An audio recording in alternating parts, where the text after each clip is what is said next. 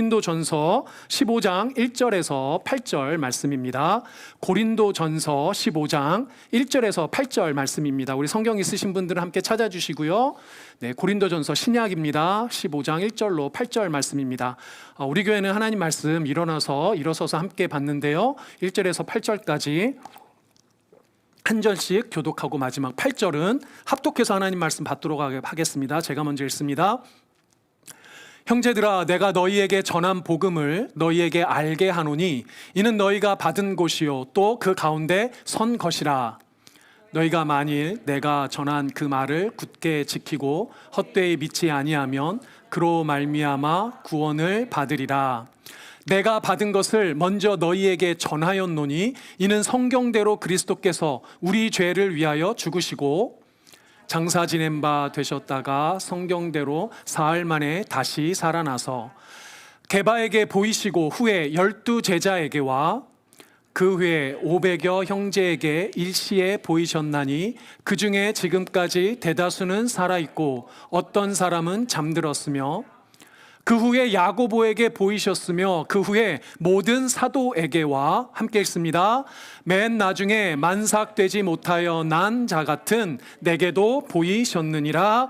아멘. 감사합니다. 앉아주세요. 제가 잠깐 기도하겠습니다. 존귀하신 하나님, 아버지여 감사합니다. 이 시간 주의 귀한 자녀들, 아버지 하나님의 사랑하는 귀한 백성들, 아버지 하나님 불러주셔서 주님 앞에 예배드리게 하시며 예배자로 설 수 있도록, 찬양할 수 있도록, 기도할 수 있도록, 말씀 들을 수 있도록 주께서 역사하시니 감사합니다. 은혜로 함께하여 주셔서 이들의 심령 가운데 성령 하나님 함께하여 주시고 주의 말씀을 깨닫게 하는 은혜, 아멘으로 받으며 결단할 수 있는 은혜를 허락하여 주시옵소서. 부족하고 허물 많은 종 오늘도 세우셨사오니 모든 죄악과 허물은 가리시고 존귀하신 아버지의 뜻만, 아버지의 영광만 드러낼 수 있도록 주님께서 역사하여 주시옵소서. 감사드립니다. 존귀하신 예수님의 이름으로 기도드립니다.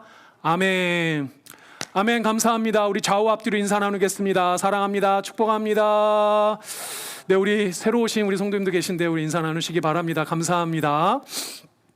자, 오늘은 이제 사도신경 강의 7번째 진행되고 있는데요. 오늘 부활하신 예수를 믿음이라는 제목으로 말씀 같이 듣도록 하겠습니다. 오늘 우리 아까 전에 어린이들 이제 설교 같이 들었는데요. 이제 처음 오신 분은 좀 어색하실 수도 있겠지만 저희는 이제 함께 어린이에게 예배 드리고 말씀 듣고 이제 작년 예배 계속 이어가는데요. 오늘 두 아들의 비유 이야기를 들었습니다. 사실 이게 비유가 여러 성경에 나오는 비유 얘기들 중에 상당히 깁니다. 스토리가 길고 그 다음에 내용이 여러 얘기가 중첩되어 있는 것 같아서 아들 얘기를 큰 아들 얘기를 하자는 건지 작은 아들 얘기를 하자는 건지 이게 조금 혼동될 수 있는데 사실은 여러분들 누가복음 15장은 전체를 다 봐야 됩니다. 15장 전체를. 15장은 무슨 이야기로 시작이 되냐면 잃은 양의 비유 이야기로 시작이 됩니다. 잃은 양의 비유, 그 다음에는 잃은 드라크마의 비유, 그 다음에 세 번째가 잃은 아들의 비유로 이어져요. 그래서 사실은 이 세 개의 비유가 한결같이 이야기하는 건 잃어버린 자의 마음입니다. 아들의 비유에서는 잃은 아버지의 마음, 사단 마귀로부터 자녀들을 빼앗긴, 죽음으로 내몰리게 된 자녀들을 기다리고 찾기를 원하는 아버지의 마음에 사실은 큰 포인트가 있습니다. 우리 하나님 아버지께서는 아담의 죄로 인해 죽게 된 우리를 죽도록 죽음과 사망으로 내버려 두길 원하지 아니하시고 다시 구원하셔서 살리시기를 원하시고 잃어버렸던 그 자녀들을 다시 회복시켜서 자신의 자녀들로, 자신의 품으로 다시 부르시기를 원하시는 게 우리 하나님 아버지의 마음인 줄 믿습니다. 아멘. 자, 그런데 반대로 생각해 보면요, 우리 사람들은 죽을 수밖에 없는 운명이죠. 죽게 된 운명입니다. 그래서 사람들은 누구나 부지불식간에라도 영원한 삶에 대한 갈망이 있어요. 살고 싶은 갈망이 있습니다. 죽음에 대한 두려움이 누구나 있다는 거예요. 죽고 싶은 사람 누가 있습니까? 한국 사람들은요, 특히 이 죽음에 대해서 대단히 민감한 민족인 것 같아요. 말끝마다 죽겠다고 그러죠. 아파 죽겠네, 힘들어 죽겠네. 웃겨 죽겠다는 인간들은 우리나라 사람밖에 없는 것 같아요. 웃기는데 왜 죽어요? 웃기면 살아야지. 그러니까 그만큼 한국 사람들이 죽음에 대해서 민감하다는 거죠. 죽고 싶지 않다는 거죠. 죽음에 대해서 대단히 민감하고 죽음과 맞닿은 삶이라는 걸 잘 인식하고 사는 사람들이 사실은 한국 사람인 것 같아요. 그렇게 보면 그 죽음을 두려워하는 그 죽음에 대한 두려움이 우리에게 무척 강하구나라는 것을 보여주는 반증의 어떤 우리의 언어적인 습관인 것 같습니다. 우리가 믿는 예수 그리스도에 대한 복음은 사실 그 죽음이 영원한 것이 아니라 예수 그리스도로 말미암아 우리가 영원한 생명을 얻을 수 있다라는 유일한 길이신 예수 그리스도에 대한 게 사실 우리가 믿는 복음이지 않습니까? 그러니까 유일한 길 대신 그 예수 그리스도에 대한 복음이 오늘 또한 듣는 이 말씀 가운데도 드러나는데, 특별히 그 예수 그리스도의 믿음 중에 어떤 믿음입니까? 부활하신 예수에 대한 믿음, 더불어서 고난과 죽음에 대한 고백을 함께 좀 나누도록 하겠습니다. 여러분들 물어보겠습니다. 여러분들은 부활을 믿습니까? 죽었다 살아난다는 것을 믿으세요? 예수님이 부활하셨다고 믿습니까? 진짜예요? 아니, 잘 생각해 봐요. 여러분들 나중에 여러분들이 예수 그리스도를 믿음으로 여러분들 장차 여러분들이 부활하실 거라는 그 사실을 믿으십니까? 여러분들 영원히 살 거란 걸 믿으세요? 자, 한번 봅시다. 그러면 자, 그 부활에 대한 우리 여러분들의 그 신앙, 여러분들의 그 믿음에 대한 게 오늘 핵심인데, 오늘 우리가 읽은 고린도전서 15장은 이 부활을 다룬 여러 성경의 기사들 중에 가장 길고 가장 디테일하게 다룬 게 고린도전서 15장이에요. 고린도전서 15장이 이렇게 시작들을 합니다. 4절까지 다시 한번 읽어볼 테니까 여러분들 다시 한번 눈여겨보시기 바랍니다. 형제들아, 내가 너희에게 전한 복음을 너희에게 알게 하노니 이는 너희가 받은 것이요 또 그 가운데 선 것이라. 복음에 대한 이야기를 하고 있습니다. 너희가 만일 내가 전한 그 말을 굳게 지키고 헛되이 믿지 아니하였으면 그로 말미암아 구원을 받으리라. 내가 받은 것을 먼저 너희에게 전하였노니 이는 성경대로 그리스도께서 우리 죄를 위하여 죽으시고, 4절 같이 읽어볼까요? 시작. 장사 지낸 바 되셨다가 성경대로 사흘 만에 다시 살아나사. 아멘. 여기서 보니까 성경대로 예수님은 이 땅 가운데 오셔서 죽으시고 성경대로 다시 살아난다라고 말씀하고 있죠. 이 성경은 사실 사도 바울이 고린도전서 배경에서 말하는 성경은 구약 성경을 의미를 하는 겁니다. 그러니까 구약 성경대로라면, 다시 말하면 하나님이 약속하신 대로라면 너희를 구원할 자 메시아가 이 땅에 올 거야, 구원자를 보내실 거야 라는 그 약속을 성취한 자가 왔다는 거죠. 그 성취한 자가 예수 그리스도라는 거예요. 그게 우리가 바로 믿는 복음인 거예요. 근데 사도 바울은 뭐라고 말하나요? 그 복음을 우리가 어떻게 했다고 그래요? 너희가 받았다라고 표현을 합니다. 그 복음을 받은 것이다 라고 표현을 해요. 여러분들, 복음은 우리의 구원이고 영원한 생명인데, 이 영원한 구원에 대한, 이 생명에 대한 복음을 사실 우리는 어떻게 하려고 합니까? 사람은 스스로 얻어내려고 하는 거죠. 우리 지난주 잠깐 말씀드린 대로 기독교를 제외한 모든 종교는 구원을, 영원한 생명을 스스로 얻고자 합니다. 스스로 얻고 스스로 애를 쓰고 스스로 힘을 써서 스스로의 방법으로 어떻게든지 구원을 얻고자 하는 게 모든 종교가 따르는, 말하자면 방책이에요. 스스로 구원받을 길을 찾아야 하는 거고 영원한 생명을 스스로 얻어야 하는 겁니다. 그런데 기독교만은 이 구원, 이 영원한 생명을 뭐라고 표현하는 거예요? 받았다라고 표현을 해요. 받았다. 더 놀라운 것은 그 구원에 대한 믿음조차 우리는 받았어요. 믿음을 우리는 받은 거라는 겁니다. 여러분들, 다시 한번 물어보겠습니다. 여러분들은 부활의 사실을 믿으십니까? 여러분들 그 믿음이 있으세요? 여러분들 다시 부활할 사실을 믿으십니까? 여러분들 어떻게 믿어요? 여러분들 어떻게 믿습니까? 여러분들 믿는다라고 표현을 할 때 어떻게 믿습니까? 세상에 이렇게 얘기하면 세상은 뭐라고 말하나요? 증거를 대라고 말합니다. 야, 그 믿음에 증거가 있는지 증거를 대라고 이야기를 하죠. 야, 그걸 어떻게 믿어? 여러분, 부활을 어떻게 믿어요? 증거를 대라고 세상은 말합니다. 그럼 여러분들은 어떤 증거가 있습니까? 세상 사람들이 물어보면 뭐라고 증거를 제시할 겁니까? 달리 표현하면 여러분들이 가지고 계시는 그 믿음은 도대체 어디에서 온 겁니까? 다시 한번 물어보겠습니다. 여러분들이 믿는다고 하는 그 믿음은 여러분들 스스로 결정한 건가요? 여러분들 스스로 그 믿음을 선택한 건가요? 나는 믿기로 했어. 믿음을 선택하신 거예요? 믿습니다! 이러면 믿어지나요? 네? 막 주여 삼창하고 믿습니다 이러면은 그 믿음이 없던 믿음이 막 이렇게 되나요? 내가 생기는 겁니까? 내가 만드는 겁니까? 내가 결정하는 거고 결심하는 거고 선택하는 겁니까? 근데 그렇지 않아요. 여러분들 믿음은 그 믿는다는 그 사실, 어떤 사실을 믿는다고 할 때 그 믿음은 우리가 결정하거나 선택하는 게 아닙니다. 믿음은 우리에게 주어지는 거예요. 믿음은 우리가 받는 겁니다.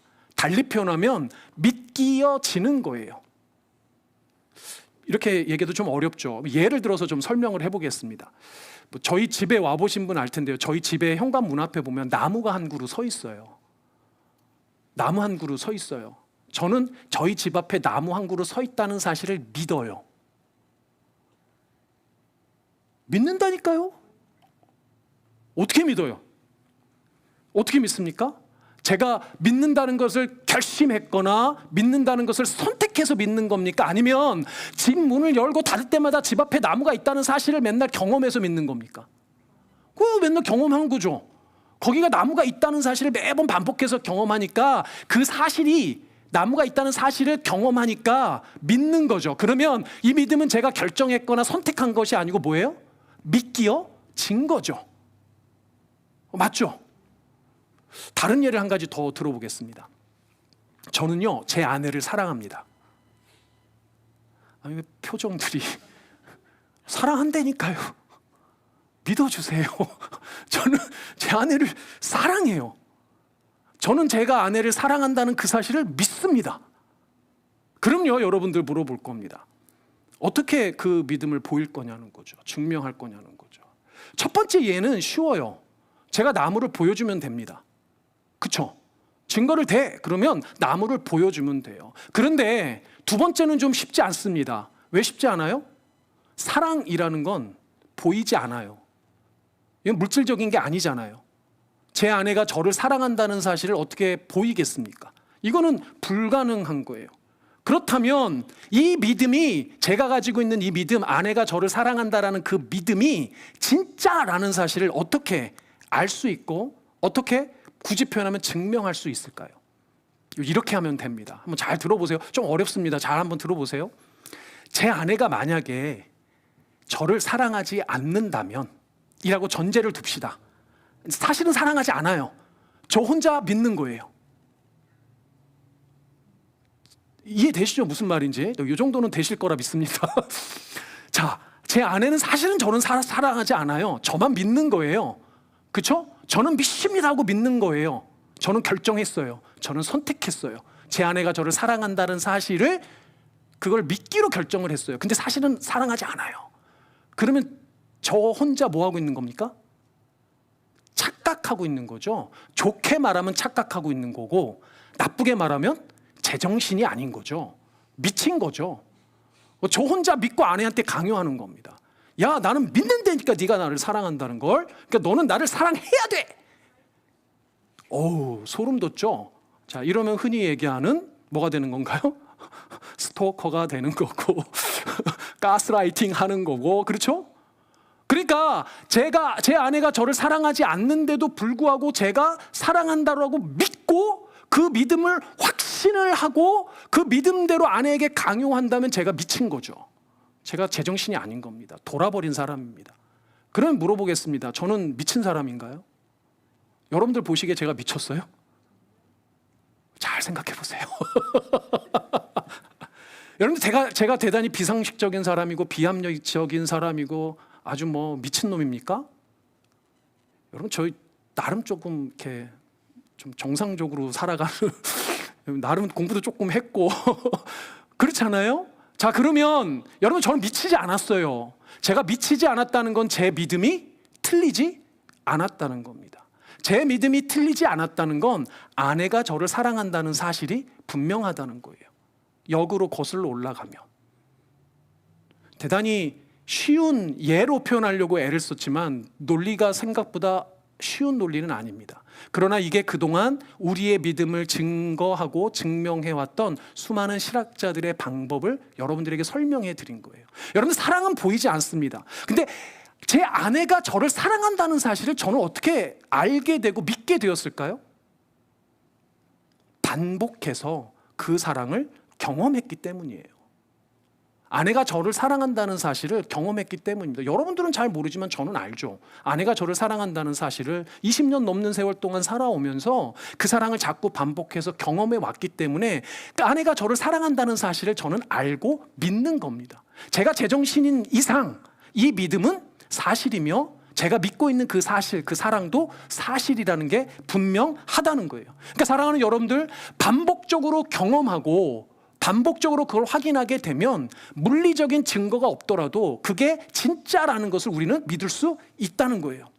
여러분들이 하나님을 믿는 믿음, 부활을 믿는 믿음, 예수를 믿는 믿음은 바로 이와 유사한 믿음입니다. 예수가 부활했다는 것, 부활하신 예수님을 여러분들이 반복적으로 여러분들 삶에서 경험했기 때문이에요. 보이지 않았죠. 만져지지도 않습니다. 그러나 여러분들 삶 속에 예수 그리스도가 계속 지속적으로 개입하셨다는 사실을 여러분들이 경험해왔기 때문에 예수님은 진짜 살아계셔 라고 믿음이 주어진 거예요. 그 믿음이 생긴 겁니다. 그래서 여러분들 말씀드리는 겁니다. 자꾸 여러분들이 예수를 깊이 묵상해야 돼요. 자꾸 여러분들이 깊이 예수님을 생각해야 됩니다. 자꾸 기억하고 여러분들의 일상의 삶에 예수님을 반복해서 묵상하고 여러분들의 지난 삶과 여러분들의 현재의 삶을 예수 그리스도의 눈으로 자꾸 해석해야 돼요. 그래야 예수님을 경험할 수 있습니다. 여러분들 인생에 우연이 하나도 없어요. 예수님이 하나님이 개입하시지 않으면 여러분들 인생이 허투루 된 일이 아무것도 없단 말이죠. 그래서 여러분들 지난 삶을 자꾸 회고해 보시고 묵상해 보시고 예수 그리스도의 눈으로 바라보세요. 그러면 자꾸 예수를 경험하게 됩니다. 예수가 믿어지게 되는 거예요. 여러분들, 흔히 우리가 이야기하는 간증이란 바로 그 경험을 말하는 거예요. 내가 예수를 경험했다는 것을 전하는 겁니다. 그럼 그 전하는 간증을 통해서 다른 이들도 그 복음을 듣게 되고 그 들은 복음을 받은 그 복음을 전하게 되는 겁니다. 복음을 들은 그 사람도 예수를 믿게 되는 거죠. 그리고 그 예수를 전하게 되는 겁니다. 그게 바로 지금 사도 바울이 이야기하는 논리예요. 사도 바울은 예수를 경험을 했고 예수를 통해서 그가 영원한 생명을 확신하고 부활하신 예수를 만남으로 그가 예수 그리스도를 믿는 믿음을 받았어요. 그 받은 믿음을 전하는 거죠. 지금 우리에게 이렇게 성경으로 전하고 있는 겁니다. 사랑하는 블루진 성도 여러분들, 여러분들이 참된 예수를 그렇게 경험하시는 은혜가 있기를 바랍니다. 여러분들 일상의 삶에 보이지 않고 만지지 않지만 예수님이 살아계셔서 여러분들 일상의 삶에 끊임없이 간섭하고 계신다는 그 사실을 계속 경험해야 돼요. 날마다 경험해야 돼요. 그러니까 날마다 말씀을 보며 날마다 여러분들 일상의 삶의 말씀을 적용하란 말이죠. 그리고 그렇게 예수님을 통해서 온전한 믿음이 잘 세워져야 합니다. 그리고 그 예수를 전하는 여러분들, 그 전하는 것까지 가시기를, 그래서 부활 예수를 통해서 영원한 생명 받은 그 기쁨을 선포하는 여러분들 되시기를 주님의 이름으로 축복합니다. 아멘. 오늘 주제가, 이 큰 주제가 사실은 부활인데, 오늘 이 읽은 고린도 전서의 부활에 대한 내용은 제법 깁니다. 제법 긴데요, 그냥 핵심을 얘기하면 부활을 믿어라 이렇게 되는 겁니다. 근데 특별히 어떤 부활을 강조하고 있냐면 몸의 부활을 강조하고 있어요. 우리 몸의 부활을. 오늘 집에 가서 꼭 고린도전서 15장을 읽어보시길 바랍니다.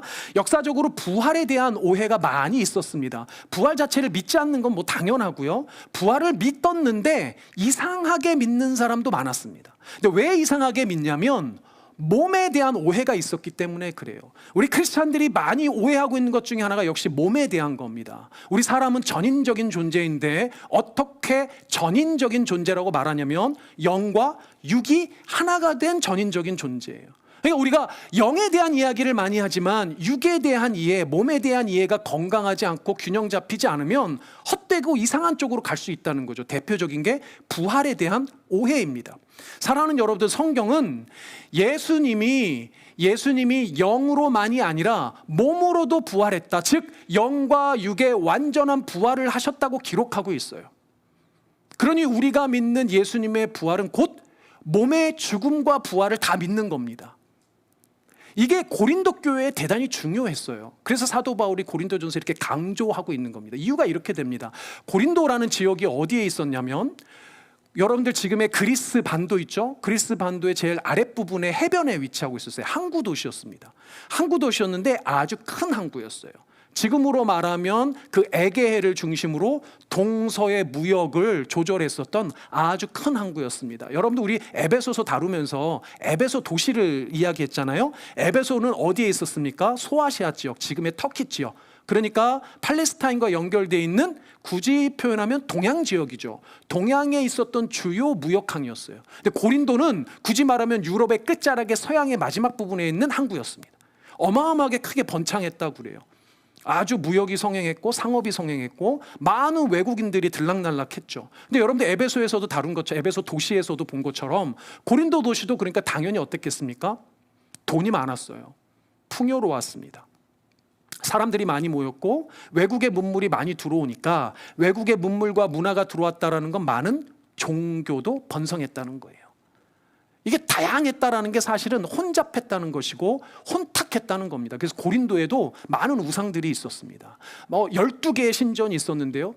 그리스도랍니다. 그리스 지역이니까 어떤 신들이 유명했겠어요? 그리스 로마의 신들이 유명했습니다. 대표적인 여신이 있는데, 그리스 로마 신화 중에 대표적인 여신하면 몇 명 있지만 그 중에 유명한 여신 중에 한 명인 아프로디테라는 여신의 신전이 여기 있었어요. 그리고 이 신전도 말하자면 여신을 섬겼기 때문에 여사제들이 많았습니다. 1000명이 넘었다고 그래요. 근데 이 여사제들이 다 뭐 하는 사제들이에요? 몸을 파는 창기와 같은 역할을 했던 그런 여사제들이었어요. 그러니 얼마나 성적으로 음란하고 얼마나 이 음란한 문화가 강했겠습니까? 그리고 몸에 대한 관심이 많았어요. 돈 많고 시간 많으니까 그 다음에 뭐예요? 몸에 투자하는 겁니다. 날씬한 몸매를 원하시는 분들이 많았어요. 그 지역에. 그러니까 몸에 아주 관심들이 많았습니다. 아주 사람들이 육적이었어요. 그래서 고린도 사람들이라고 하는 건 곧 음란한 사람들, 육적인 사람들이라는 이런 말이 횡행했을 정도로 그런 걸로 아주 유명한 도시가 고린도 지역이었어요. 그러니 고린도 교회의 성도들도 어땠을까요? 육적인 것에 강했겠죠. 민감했겠죠. 몸에 대해서 언밸런스 했었습니다. 잘못된 이해들을 가지고 있었어요. 여러분들 마치 이 육에 대한 관심은 인간의 탐욕을 잘 드러내기 때문에, 마치 하와가 처음 선악과를 볼 때 뭐라고 표현합니까? 먹음직도 하고 보암직도 하다라는 표현을 쓰잖아요. 이 먹음직도 하다, 보암직도 하다는 전부 다 뭡니까? 육적인 욕망에 대한 이야기예요. 요즘에 한국의 한국의 제일 유명한 유튜버가 먹방하는 사람이라고 하더라고요. 다들 이 스트레스를 먹방을 보면서 해결을 합니다. 몸에 대한, 육체에 대한 이해죠. 근데 보니까 지금 저는 자세히는 모르겠지만 먹방 유튜버를 배경으로 해가지고 아주 지저분한 일들이 많이 벌어졌나 봐요. 얼마나 힘들까요, 사람들은? 제가 어떤 생각이 버뜩 들었냐면, 사도 바울이 에베소에 들렸을 때 아데미 여신을 숭배하는 그 우상의 지역에 어떤 사람들이 있었습니까? 점쟁이, 여자 점쟁이를 장사치로 써가지고 뭐 했어요? 은상을 만들어서 먹고 살던 사람들이 있었죠. 그러니까 귀신 들린 여자 점쟁이를, 귀신을 사도 바울이 쫓아내니까 난리가 나잖아요. 사도 바울이 붙잡힌 배경이 거기에 있지 않습니까? 말하자면 에베소라든지 빌립보라든지 아덴이라든지 모든 그런 우상의 지역에 그 우상, 그 종교를 경제적인 이 사람의 욕구와 사람의 탐욕을 채우기 위해서 종교를 활용했던 사람들이 너무나도 많았다는 겁니다. 여튼 어쨌든지 간에 그만큼 그 지역의 사람들은 채워도 채워지지 않는 허기, 사실 이거는 육적인 허기가 아니고 어떤 허기예요? 영적인 허기예요. 영적인. 그러니까 먹어도 채워지질 않는 겁니다. 끊임없이 소유해도 더 갖고 싶은 거예요. 먹어도 더 먹고 싶은 겁니다. 이 영적인 허기를 육적인 허기로 오해하고 살던 사람들이에요. 그러니까 계속 이 허기가 어디에서 온 건지 모르니까 더 먹어야 되고 더 가져야 되는 거예요. 쳇바퀴 돌듯이 계속 도는 겁니다. 그래도 결국 답을 찾지 못하니까 제자리인 거죠. 계속 타락하는 거죠. 예수를 만나지 못하면 그런 인생이 되어 가는 겁니다. 눈은 떴고 귀는 열렸는데 보지를 못하고 듣지를 못하는 거예요. 사랑하는 여러분들, 고린도 교회에 있었던 고린도 성도들이 딱 그런 성도들이었어요. 그러니까 사도 바울이 그런 소식을 들으니까 어때요? 열불이 나죠. 속상하죠. 화가 나죠. 그러면서 이렇게 한탄을 합니다. 너희는 아직도 육신에 속한 자로다. 너희 가운데 시기와 분쟁이 있으니 어찌 육신에 속하여 사람을 따라 행함이 아니리요. 너희들이 여전히 육적이구나. 내가 너희들 젖을 먹여서 키웠는데 여전히 어른이 되지 못하고 여전히 육신에 속한 자로 사는구나. 그 이유가 뭡니까? 육신에 속하여 사람을 따라 행한다고 합니다. 세속의 사람들 하는 대로 몸이 최고, 육적인 게 최고인 그 사람들을 따라 그냥 행하는 겁니다. 요즘으로 말하면 뭐예요? SNS 계속 보는 거예요. 인플루언서들 따라 하는 겁니다. 우리 젊은 친구들 그렇잖아요. 운동은 건강하라고 운동을 하는 거지, 날씬한 몸매를, 그건 부수적인 거고요. 열심히 운동하다 보면 그렇게 되는 거죠. 건강하라고 운동을 하는 거지 않습니까? 그런데 문제는 여전히 육에만 머물러 있으니까 성도들이 교회 안에 뭐가 생기더라고요? 시기와 분쟁이 생기더라고요. 그래서 고린도 교회의 큰 문제가 뭐였습니까? 파벌이 생기고 당파가 생겨서 서로 시기하고 분쟁하고 다투는 거 아니에요? 그 이유가 거슬러 올라가 보니 성도들이 여전히 육적인 삶을 살고 있었던 거예요. 다들 잘 아시는 것처럼 이 고린도 교회의 모든 이 교회 안의 내분의 문제의 원인을 거슬러 올라가다 보니 몸과 육체의 문제이며 음란의 문제더라는 겁니다. 그래서 여러분들 고린도전서를 다 읽어보면 다 그런 부분에 대해서 지적하는 거예요. 음란에 대해서 지적하고, 부부관계에 대해서 지적하고, 먹는 문제에 대해서 지적하고, 다 몸에 대한 것을 다루고 있습니다. 대표적인 게 2구절입니다. 6장 14절 13절에 보면 음식은 배를 위하여 있고 배는 음식을 위하여 있으나 하나님은 이것저것을 다 폐하시리라. 몸은 음란을 위하여 있지 않고 오직 무엇을 위해서? 주를 위하여, 주는 몸을 위하여. 주님이 우리 안에 거하실 때 몸도에도 거하신다는 거예요. 그렇게 말씀하시잖아요. 너희의 몸이 거룩한 하나님의 성전인 걸 모르느냐? 성령이 거하는 성전이라는 것을 너희들이 모르느냐고 뭐라고 하지 않습니까? 그러니까 이 고린도전서에서 계속 이 부분을 강조하는 거예요. 사람은 영적인 존재일 뿐만 아니라 육도 가지고 있는, 영과 육이 밸런스를 잘 가지고 있었다는 거예요. 그래서 사도 바울이 이 고린도 교회에서 이야기하는 게 이 영육 간의 밸런스를 잘 가지고 있어야 된다는 것을 이야기를 하는 겁니다. 그래서 6장 20절에 이렇게 결론적으로 말을 하죠. 여러분들 목소리로 읽어보겠습니다. 시작. 값으로 산 것이 되었으니 그런즉 너희 몸으로 하나님께 영광을 돌리라. 아멘. 사랑하는 여러분들, 여러분들의 몸도 하나님께서 값주고 사신 몸입니다. 여러분들의 육체도 하나님께서 사랑하셔서 구원하신 육체예요. 그러니 사랑하는 여러분, 여러분도 몸도 육체도 아끼시는 여러분들, 그리고 거룩하게 영광 돌리는 여러분들의 몸이 될 수 있도록 함께 하시기를 주님의 이름으로 축복합니다. 자, 하여간 고린도 교회 사람들이 이 몸의 문제 때문에 오해를 하게 된 게 결국 몸의 부활에 대한 문제도 여기까지 가더라는 거예요. 그래서 고린도전서 15장에 부활에 대한 많은 내용 중에 조금 뒤로 가보면 몸에 대한 부활을 이야기를 하고 있습니다.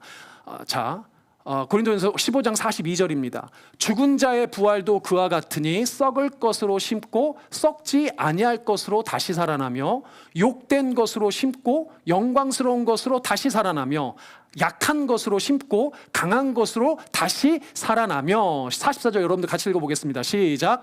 육의 몸으로 심고 신령한 몸으로 다시 살아나나니 육의 몸이 있은즉 또 영의 몸도 있느니라. 아멘. 무슨 말입니까? 우리가 지금 입고 있는 몸은 저 성경의 표현대로 하면 육의 몸이에요. 육의 몸은 어떤 몸입니까? 우리가 이 땅에서 죽기 전에 입고 있는 이 몸은 타락하여서 나이 들고 노쇠해지면 병들고 죽게 되면 결국 썩게 될 몸이에요. 그런데 이 썩게 될 몸을 그대로 입고 부활하는 게 아니에요. 부활하는 우리의 몸은 저기 표현대로 하면 영의 몸입니다.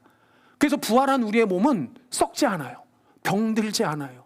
영원한 몸이에요.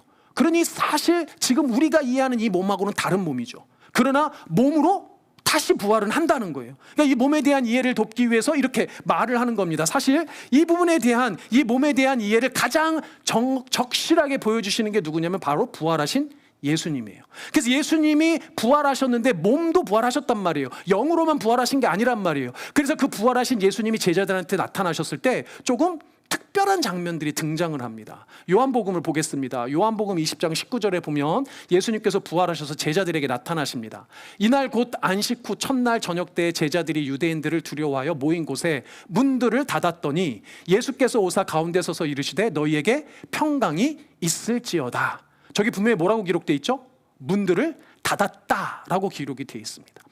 한 번 더 오세요. 왜냐하면 도마가 없었거든요, 그 자리에. 도마 때문에 한 번 더 오십니다. 더 오는 장면에 이렇게 기록합니다. 여드레를 지나서 제자들이 다시 집 안에 있을 때 도마도 함께 있고 문들이 닫혔는데 예수께서 오사 가운데 서서 이르시되 너희에게 평강이 있을지어다. 자, 문들이 닫혔는데 예수님이 들어오셨다는 건 문 열고 들어오셨다는 얘기가 아니에요. 굳이 문이 닫혀 있다는 걸 저렇게 기록한 것은 닫혀 있는 문을 통과해서 오신 겁니다. 그냥. 그러니까 몸이 있기는 한데 그 몸은 지금 우리 몸과 다르죠. 이해되세요?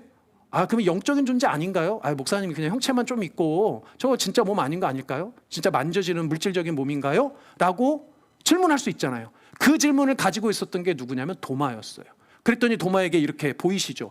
우리 같이 읽어보겠습니다. 시작. 도마에게 이르시되 내 손가락을 이리 내밀어 내 손을 보고 내 손을 내밀어 내 옆구리에 넣어보라. 그리하여 믿음 없는 자가 되지 말고 믿는 자가 되라. 도마는 만지지 않으면, 보지 않으면 안 믿겠다는 거예요. 지금 세상 사람들과 똑같죠. 증거를 대라 이거예요. 그때 예수님이 몸을 들이내시고 보여주시고 만져보라는 겁니다. 그리고선 도마가 고백하죠. 당신은 하나님이십니다. 당신은 진짜 주님이십니다. 라고 고백을 하는 거예요. 그러니 부활하신 예수님이 입은 몸은 지금 우리가 입고 있는 이 몸과는 조금은 다른 몸입니다. 영광의 몸이죠. 그걸 영의 몸이라고 표현을 한 거예요. 부활의 몸은 다른 몸입니다. 그러나 몸으로 부활하셨다는 사실은 분명한 거예요. 더 놀라운 것은 요한복음 20장 29절에 이렇게 말씀하십니다. 예수께서 이르시되 너는 도마야 너는 나를 본고로 믿느냐? 보지 못하고 믿는 자들은 뭐하도다? 복되도다. 할렐루야. 예수님 보신 분 손드는 순간 보지 못하고 믿으시는 여러분들 복되신 줄 믿습니다. 아멘. 예수님을 보지 못했으나 경험하신 여러분들, 그 복음의 소식을 듣고 믿으신 여러분들은 도마보다도 더한 복을 받으신 분들이세요. 믿으시는 여러분들 되셨으면 좋겠습니다. 오늘 사실 제목을 부활하신 예수를 믿음이라고 잡았습니다. 그리고 지금 부활에 대한 말씀을 드렸는데 사도신경을 좀 보면 이 부활 앞전에 조금 나오는 이야기가 있습니다. 이 부분을 조금 더 다루고 설교를 마치도록 하겠습니다. 우리가 외우는 사도신경에 보면 이는 성령으로 잉태하사 동정녀 마리아에게 나시고, 우리가 지난주에 했었죠. 성육신에 대한 거. 그 다음에 어떻게 고백합니까? 그 뒤부터 본디오부터 같이 읽어보겠습니다. 시작. 본디오 빌라도에게 고난을 받으사 십자가에 못 박혀 죽으시고 장사한 지 사흘 만에 죽은 자 가운데서 다시 살아나시며. 자, 우리가 지금은 다시 살아나시며 라는 부활에 대한 부분을 다루었어요. 자, 그런데 보면 성육신에 나시고 라는 장면과 부활하시는 장면 사이에 사도신경에는 두 가지 표현이 더 들어가 있습니다. 두 가지 동사가 더 들어가 있죠. 어떤 동사입니까? 고난을 받으셨다. 그 다음에 죽으셨다. 예수님의 고난과 죽음에 대해서도 우리는 믿음으로 고백하고 있습니다. 고난과 죽음. 사실 죽음은 우리가 십자가의 죽음이 익숙합니다. 잘 알 수 있죠. 그리고 죽음은 일회적인 성격입니다. 한 번 죽는 거죠. 그런데 놀랍게도 예수님은 나시는 그 순간부터 죽으시는 순간 그 사이에 몇 년을 이 땅 가운데 사셨죠? 대략 33년을 사셨어요. 그 33년 사는 그 일생을 사도신경은 놀랍게도 딱 한 단어로만 요약을 했습니다. 뭐라고 요약을 했어요? 고난. 저기서 본디오 빌라도는 인류 역사상 가장 참 운이 없는 사람이에요. 어쩌려고 모든 그리스도인들에게 본디오 빌라도가 대명사가 돼서. 그러나 저 본디오 빌라도는 그때 그 사람만이 아니고 수많은 인류 역사상 예수 그리스도를 등지고 예수를 믿지 않았던, 예수를 배신했던 수많은 사람들이 사실은 다 본디오 빌라도이지 않겠습니까? 예수님의 그 33년의 일생을요, 이 사도신경은 고난이라는 한 단어로 압축해서 표현을 하고 있어요. 여러분들 이 고난에 담긴 의미를 이해하시고 이 고난에 담긴 의미를 여러분들의 삶에서 받아내셔야 합니다. 도대체 왜 예수님의 이 땅의 삶을 사도신경은 고난이라는 한 단어로 축약을 했을까요? 오늘 블루뉴스 보시면 제가 우산 이야기를 했습니다. 우산 씌워주는 이야기를 했습니다. 아직 못 읽어보신 분 한번 읽어보셨으면 좋겠어요. 제가 다시 한번 그 이야기를 좀 곱씹어 보면서 참 이 시대는 낭만이 없다라는 생각이 들었어요. 그렇잖아요. 우산 씌워주는 낭만도 없는 이 젊은 세대들. 미국은 죄송합니다. 미국 이 X들은 더해요. 우산을 아예 안 써. 참 낭만 없는 세대다, 꿈 없는 세대다. 우산 씌워주면서 썸도 타고 그러는 거지. 비 좀 안 맞으려고 자기 혼자 쓰는 이기적인 세대, 낭만 없는 세대라는 생각이 조금 들었습니다. 근데 여러분들 생각해 보세요. 우산을 씌워주겠다는 건 단순한 친절이 아닙니다. 여러분 좀 깊이 생각해 보시면 우산을 씌워준다는 건 상대방 그냥 비를 좀 덜 맞게 하기 위해서 씌워주는 게 아니에요. 물론 처음 목표는 그거였을 수도 있죠. 근데 여러분들 우산을 씌워준다는 건, 우산을 함께 쓰자는 건 어떤 의미입니까? 네가 맞는 급이 나도 맞겠다는 거예요. 이해되세요? 여러분들 우산 씌워주면 그 사람이 비 안 맞습니까? 좀 덜 맞을 수는 있죠. 그러나 맞습니다. 우산을 파라솔처럼 겁나게 큰 거 하고 왔지 않은 이상 우산 씌워줘도 그 사람 비 맞아요. 그럼 우산 씌워준다는 건 비를 아예 안 맞게 하겠다는 의도도 있겠지만, 그런 거보단 뭐예요? 네가 맞는 급이 나도 같이 맞겠다는 거 아닙니까? 우산을 씌워주는 순간 내 한쪽 어깨는 비를 맞아야만 한다는 사실을 알잖아요. 그럼에도 불구하고 우산 주는 거잖아요. 그러니까 우산을 씌워준다는 건, 우산을 함께 쓰자고 하는 건 그 비 함께 맞아줄 사람 되겠다는 거예요. 낭만적이죠. 여러분들, 예수님의 고난은 바로 이거예요. 너희들이 이 땅에서 겪는 그 고난, 나도 함께 그 고난 당해줄게. 나도 네가 인생에 겪는 그 고난의 비, 나도 함께 맞아줄게. 그런데 그게 1년이 아니고요, 2년이 아니에요. 단회적인 사건이 아니에요. 33년의 인생을 그렇게 사셨어요. 여러분들의 모든 인생 가운데 여러분들이 맞는 그 수많은 고난의 비들, 슬픔의 비들, 외로움의 비들, 예수님께서 함께 맞아주시기 위해서 이곳에 오셨다는 거예요. 그게 33년의 일생을 고난이라는 한 단어로 압축한 의미란 말이죠. 내가 우선 씌워줄게. 급이 함께 맞아줄게. 그 고난 함께 받겠다라는 것이 예수님이 이 땅에 오신 이유란 말입니다. 그렇게 보면 우리 예수님 너무 낭만적이죠. 여러분들, 낭만을 영어로 로맨스라고 합니다. 저는 믿습니다. 인류 역사상 가장 최고의 로맨티스트는 예수님이세요. 낭만 예수. 좋지 않습니까? 제가 설교 쓰면서 나는 낭만 목사가 돼야겠다라고 결심을 했습니다. 사랑하는 성도님들, 낭만 예수 닮아 낭만 성도 되시는, 로맨티스트 성도 되시는 여러분들 되시길 바랍니다. 이런 걸 아멘 해야 돼요. 이 빡빡한 세상 가운데 우산 좀 씌워주는 여러분들 되셨으면 좋겠습니다. 아멘. 이 놀라운 고난의 예수님을 구약 성경은 정확하게 미리 하나님의 말씀으로 예언해주고 계십니다. 그게 이사야 53장입니다. 우리 같이 한번 세 절 말씀인데 천천히 같이 읽음으로 예수님이 이 땅 가운데 우리와 함께 받으신 고난을 함께 보도록 하겠습니다. 같이 읽겠습니다. 시작. 그는 실로 우리의 질고를 지고 우리의 슬픔을 당하였거늘 우리는 생각하기를 그는 징벌을 받아 하나님께 맞으며 고난을 당한다 하였노라. 그가 찔림은 우리의 허물 때문이요 그가 상함은 우리의 죄악 때문이라. 그가 징계를 받음으로 우리는 평화를 누리고 그가 채찍에 맞음으로 우리는 나음을 받았도라. 그러나 우리는 다 양 같아서 그릇 행하여 각기 제 길로 갔거늘 여호와께서는 우리 모두의 죄악을 그에게 담당시키셨도다. 아멘. 이 예수님이 우리가 사도신경에서 고백하고 믿는 고난의 예수님, 죽음의 예수님, 부활하신 예수님에 대한 성경의 증언입니다. 사랑하는 여러분, 예수님이 우리에게 주시는 은혜는 일회성이 절대 아니에요. 예수님이 우리에게 주시는 그 구원의 은혜는 영원한 구원입니다. 우리와 함께 하시는 은혜는 하루 없다가 많은 그런 은혜가 아니라는 거예요. 여러분들이 이 땅 가운데 사는 수많은, 겪으면서 이 땅 가운데 겪게 되는 수많은 고난들, 아픔들, 슬픔들, 그 모든 것 다 같이 감당해 주시기 위해서 이 땅에 오신 것이 예수님이라는 사실을 여러분들 믿으셨으면 좋겠습니다. 세상 사람들은 그런 예수가 어디 있냐고, 그런 부활이 어디 있냐고 증거를 보이라고 의심하는 사람들이 다 이 세상 사람들입니다. 근데 우리도 더불어서 덩달아 그럴 때 있지 않았습니까? 우리도 의심할 때가 있고, 그래서 우리가 부인할 때가 있고 부끄러워할 때가 있지 않았습니까? 저는 그렇지 않았어요 라고 하실 분들이 있을 수도 있을 것 같습니다. 그러나 그런 우리의 모습을 가장 잘 보여주는 사실은 우리가 매번 잊고 살아간다는 거예요. 우리의 삶의 자리에서 매번 그 예수님 잊어먹고 살아간다는 겁니다.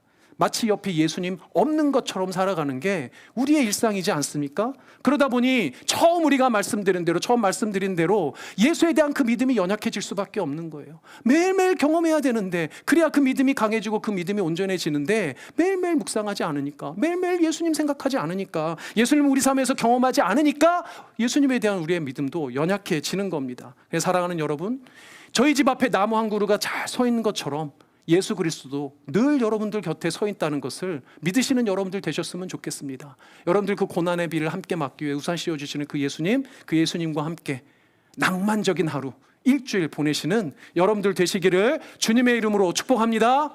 아멘. 오늘 설교가 조금 길었는데요, 우리 찬양 주의 음성을 들으니 이거 1절만 우리 함께 해보겠습니다. 우리 1절만 이 찬양 다시 한번 하고 제가 기도하고 마무리하도록 하겠습니다. 여러분들 주의 음성을 듣고 또 주님 앞에 나아가시는 여러분들 되시기를 주님의 이름으로 간절히 바랍니다. 우리 함께 주의 음성을 내가 들으니 사랑하는 말이 박수치면서 믿는 마음으로 주께 가오니 나를 영접하소. 내가 매일 십자가 앞에 더 가까이 가오니 그새 주의 흘린 보배 피로써 나를 정케하. 우리 1절만 다시 한번 주의 음성을 내가 들으니 사랑하는 말 믿는 마음으로 주께 가오니 나를 영접하소서. 내가 매일 십자가 앞에 더 가까이 가오니 그새 주의 흘린 보배 피로써 나를 정케하. 내가 매일 십자가 앞에 더 가까이 가오니 그새 주의 흘린 보배 피로써 나를 정케하.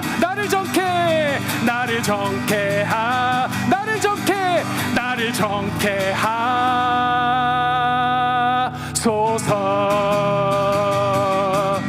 아멘. 늘 주님의 십자가 앞에 나가신 여러분들 되시길 바랍니다. 기도하겠습니다. 참 좋으신 아버지 감사합니다. 오늘도 주의 은혜로 우리를 붙드시고 늘 함께 해주시며 우리에게 우산 씌워주심으로 그 모든 고난의 비 함께 맞아주시는 예수님, 우리와 함께 하여 주시니 감사합니다. 우리 사랑하는 성도님들 모든 삶의 자리에 그 예수님과 더불어 함께하고 있음을 늘 기억하며 그 예수님을 고백하고 경험하는, 그래서 그 믿음이 온전하여지고 강건하여지는 사랑하는 우리 모든 성도님들 될 수 있도록 주님께서 역사하시고 함께하여 주시옵소서.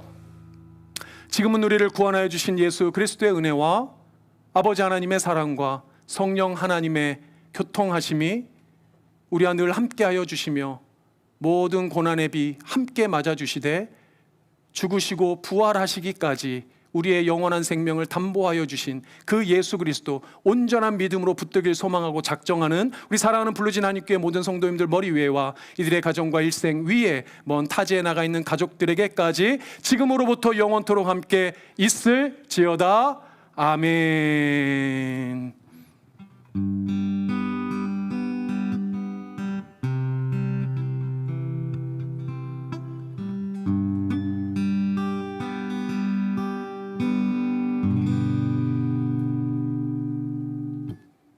아멘. 오늘 여기까지 하겠습니다. 우리 사랑하는 성도님들 많이 환영합니다. 우리 인사 한번 나누고 우리 헤어지고 우리 나가서 같이 교제 나누겠습니다. 한 주